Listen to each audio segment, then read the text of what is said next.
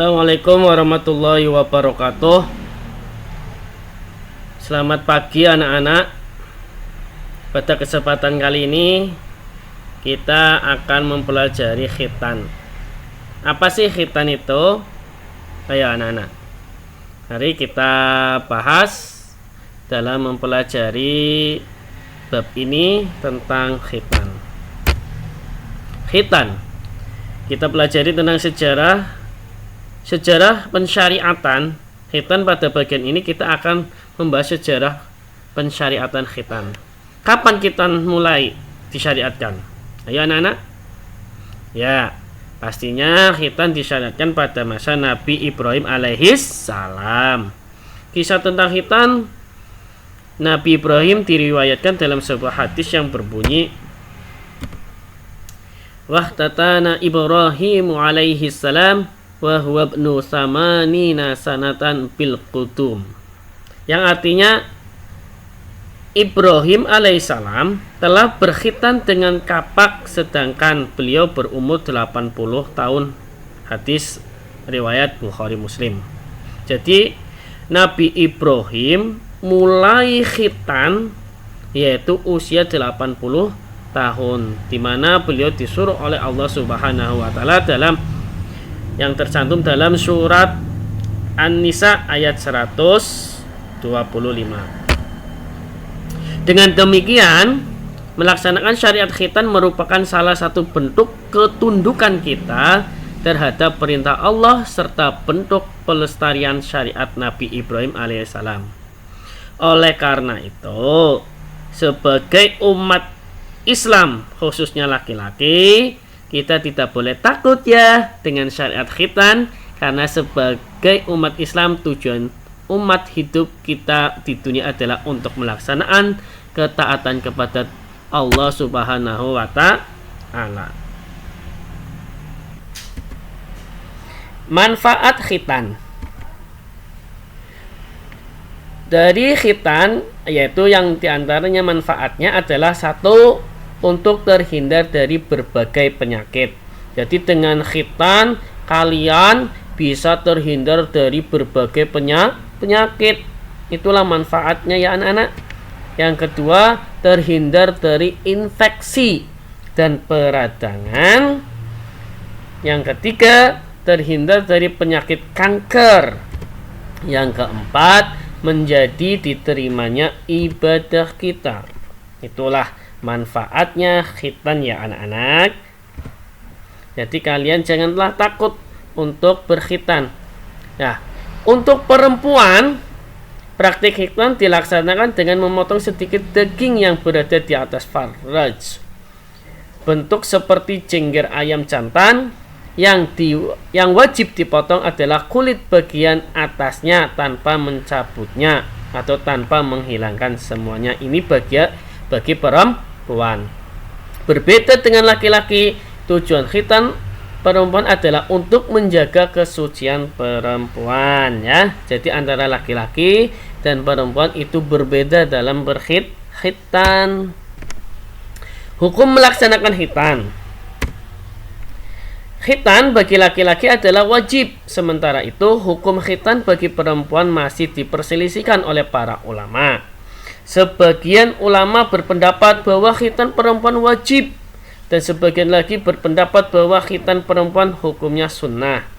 Dalam sebuah hadis Rasulullah SAW bersabda, Al-ifratu khamsun, al-khitanu wal istihdadu wa naful itbi wa qasus syaribi wa taqlimul adfar. Yang artinya fitrah itu ada 5. Yang pertama khitan, yang kedua mencukur bulu kemaluan, yang ketiga mencabut bulu ketiak, yang keempat memotong kumis, yang kelima memotong kuku. Hadis riwayat Bukhari. Dalam hadis tersebut dijelaskan tentang fitrah manusia, yaitu 1. Khitan, kedua mencukur bulu kemaluan, yang ketiga mencabut bulu ketiak, dan keempat memotong kumis. Yang kelima memotong kuku berkenaan dengan hadis di atas. selayaknya kita mengikuti petunjuk Rasulullah Shallallahu Alaihi Wasallam dalam melaksanakan syariat khitan, karena setiap sunnah Rasulullah bernilai ibadah di sisi Allah Subhanahu wa Ta'ala. Jadi sangat bermanfaat sekali bagi khitan ya anak-anak. Jangan sampai kalian tidak khitan. Kapan usia pelaksanaan khitan? Secara syariat tidak ada ketentuan usia untuk melaksanakan khitan. Namun melihat pertimbangan di atas, para ulama membagi waktu pelaksanaan khitan dalam 2 waktu, yaitu waktu mustajab atau waktu sunnah. Waktu mustajab yaitu waktu sebelum baligh. Beberapa ulama berpendapat bahwa khitan sunnah dilaksanakan pada saat usia 7 tahun, namun ulama lain berpendapat bahwa usia berapapun untuk melaksanakan khitan adalah baik. Jadi waktu mustajab ketika anak waktu kecil boleh, waktu setelah lahir boleh, atau setelah lahir 7 hari khitan juga boleh, atau usia 7 tahun juga boleh. Waktu yang kedua yaitu waktu wajib khitan. Kapan waktu wajib khitan? Waktu wajib khitan yaitu pada saat anak balik, karena pada saat balik itulah seorang anak mulai diwajibkan untuk mengerjakan sholat. Oleh karena itu ia harus memenuhi di semua syarat-syarat sholat, seperti suci badan, suci pakaian, dan tempat dari najis. Salah satunya cara agar badan seorang laki-laki suci adalah dengan khitan. Hikmah khitan. Jadi dalam khitan ini ada hikmahnya. Jadi apa sih hikmahnya? Jadi terdapat beberapa hikmah yang dapat kita ambil dari pensyariatan khitan, yaitu 1, sebagai bukti ketaatan terhadap Allah Subhanahu wa Ta'ala. 2, sebagai ciri pengikut Nabi Muhammad Sallallahu Alaihi Wasallam dan pelestarian syariat Nabi Ibrahim Alaihissalam. Yang ketiga, menjaga kebersihan dan kesucian badan. Yang keempat, mencegah timbulnya berbagai macam penyakit. Yang atau yang kelima, menjadi ciri muslim yang baik. Itu hikmah kita melaksanakan khitan. Oke, sampai situ ya anak-anak. Kalian pasti memahaminya dengan seksama. Dan kita Pak Guru ada tugas atau lembar kerja peserta didik. Ini kalian bisa tulis dan bisa dikerjakan, nanti dikumpulkan ya. Ada 2 kisah.